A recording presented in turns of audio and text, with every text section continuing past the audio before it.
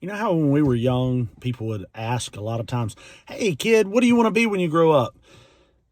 We would say things like, "I want to be a doctor. I want to be a lawyer. I want to be a professional athlete. I want to be the president." We had all these grand things that we wanted to be. I'm willing to wager that none of us said, "I want to be a laborer in a field. I want to be a servant." Well, while that may not have been our dream when we were a kid, what we see in Matthew chapter 20 is that that's the call that God has placed on our lives. Hey guys, welcome back to another edition of In the Word with Brother Charlie. We are in Matthew chapter 20, and thank you so much for joining us on this journey as we study through Scripture together, reading a chapter at a time. And we get into Matthew chapter 20, and one of the things about Matthew chapter 20 that I want you to understand is the background of what's going on. You see, it's not just another day. It's not just a regular time. Jesus is on his way to Jerusalem. What they didn't understand, but Jesus clearly did, is he's on his way to the cross. So when we look at Matthew chapter 20 in context of what is happening and where Jesus is going, it should cause us to pause a little bit and to do some self-reflection and some self-examination. Jesus is calling for laborers in the field. There are so many people that need to know Jesus, that need salvation, that need a clear direction, that need truth.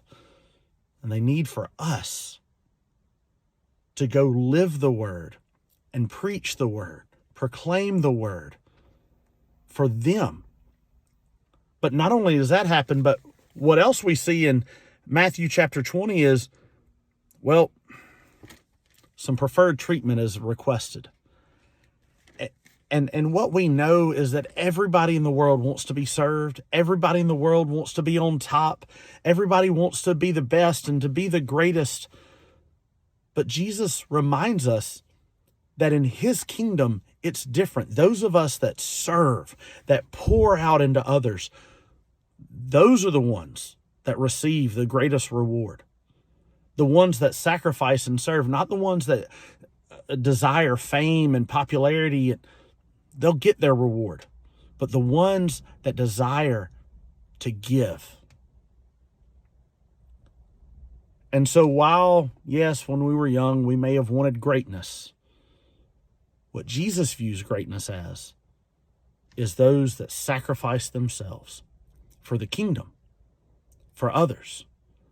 And I love, as Matthew chapter 20 is wrapped up, Jesus again on his way to Jerusalem.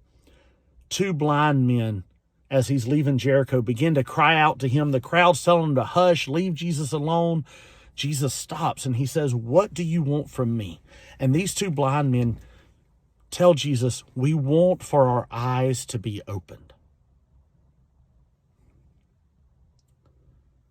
That should be our prayer as well. Jesus, open our eyes. Open our eyes to what you have called us to. Open our eyes to the fields that are white and ripe for the harvest. Jesus, open our eyes to the need of the world for you. And then, Jesus, open our eyes so that we may be humble in serving you. Guys, thank you so much for joining us. As we continue tomorrow, Jesus enters into Jerusalem, and we're on the road to the cross in the Gospel of Matthew. Have a blessed day.